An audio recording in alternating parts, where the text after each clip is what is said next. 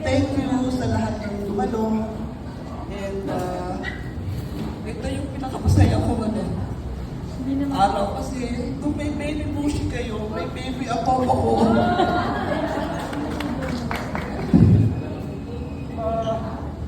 Yung first day na sinabi ni Paolo, nakataas pa yung paa ko sa dining table, may ginagawa ko, Mami, tingnan mo to.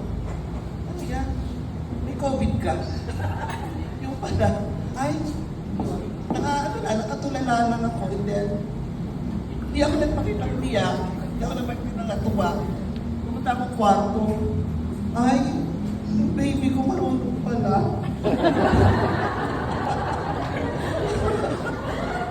So yun, sabi ko ay, at least madadagdagan kasi nasa abroad, at least ito, nadagdagan ako ng isang baby mushi.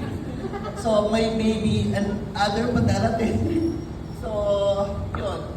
And also, Kat, kung ano man yung pag mag-asawa, si Paolo, mahabang pasensya. Kasi gano'n din ako sa asawa ko, mahabang pasensya. And, actually, talaga kami palalo. Hindi ka nga rito, Kat, ano bang kay Paolo? Ganyan Hamita. Okay, pasensyahan mo na. So yun lang, masishare ko sa nung nagpa-manicure kami, Kat, hindi ka, mamani-pedicure tayo. Sige, tita. Tita, si Paolo, agad na ba kayo, si Paolo sige, diretso lang kami, basta gusto ko magsalita, magpakasal na nga kayo, nahihiya pa rin ako ng time na yun.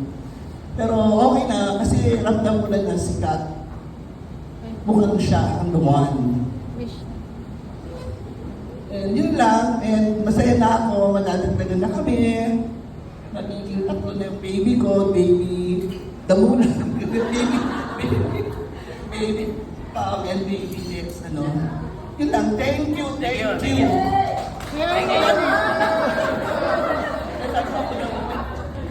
Kala ko, save na ako ron Ay, Pat, Paolo, congrats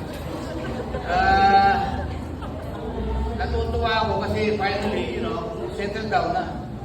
Pinrepair niya yung ilalim. Tataka na ako So sige, gawin natin. May plano pala. So may bahay na sila. Yun na yun, architect.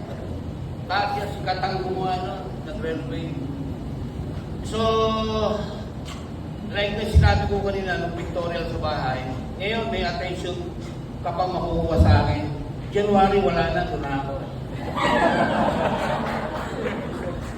Sorry. Janelle, sundan mo next year. After that, para dalawa agad, okay? Hindi, salamat. Saka sa family ni Kat, babae pa rin. Parang sakto lang, di ba? Kaya baka mamaya, medyo gusto natin kumanta rin Pero huwag na lang, saka na lang, kami na lang. Nung huling mag-banding kami, gano'n Anyway, salamat sa inyo. Congrats ulit, Alright, once again, ladies and gentlemen, palakpakan po natin ang ating nagbigay ng message para po sa ating